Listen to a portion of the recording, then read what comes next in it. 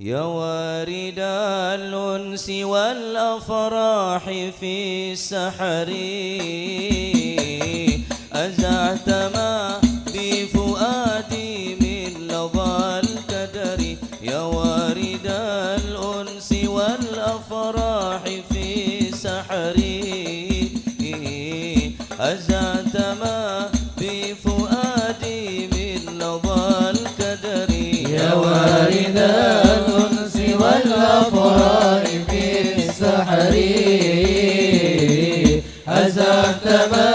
بفؤادي من لظى الكدر يا وارد الأنس والأفراح في السحر أزعت ما بفؤادي من لظى الكدر نشدتك الله الجزد العقيق مررت بالأرض ذات الماء والشجر أرض بها سحب الإفضال ممطرة مخضرة الترب بالأعشاب والزهر يا وارد الأنس والأفراح في السحر أزعت ما بفؤادي من لظى الكدر يا وارد الأنس والأفراح في السحر أزعت ما بفؤادي من لظى الكدر بها المسرات والأفراح دائمة يا فوز سكانها بالخير والظفر أذكرها يوما وفيه حزن فيرحل الحزن من قلبي مع الضجر يا وارد الأنس والأفراح في السحر أزعت ما بفؤادي من لظى الكدر يا وارد الأنس والأفراح في السحر أزعت ما بفؤادي من لظى الكدر يا وارد الأنس والأفراح بالسحر أزعت ما بفؤادي من لظى الكدر يا وارد الأنس والأفراح بالسحر أزعت ما بفؤادي من لظى الكدر يا وارد الأنس والأفراح في السحر أزعت ما بفؤادي من لظى الكدر يا وارد الأنس والأفراح في السحر أزعت ما بفؤادي من لظى الكدر يا سيدي يا رسول الله يا سندي ويا ملاذي ويا ركني ويا وزري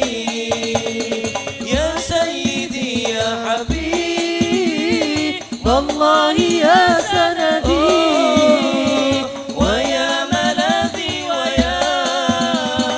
ركني ويا وزري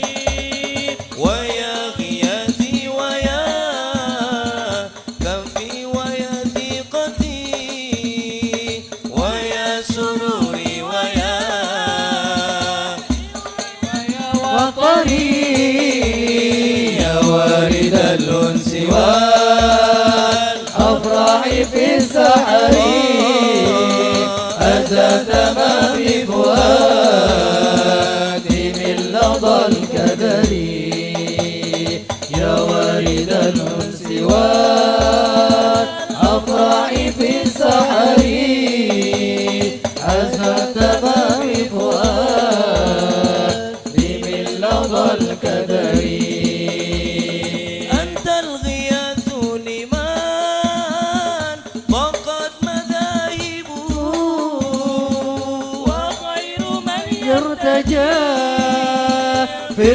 العسر واليسر أنت الغياث لما ضاقت مذاهبه وخير من يرتجى في العسر واليسر وأنت أكرم من في الكون والسبب أقوى لنيل المنى والفوز بالظفر يا وارد الأنس والأفراح في السحر أزلت ما بفؤادي من لظى الكدر يا وارد الأنس والأفراح في السحر أزلت ما بفؤادي من لظى الكدر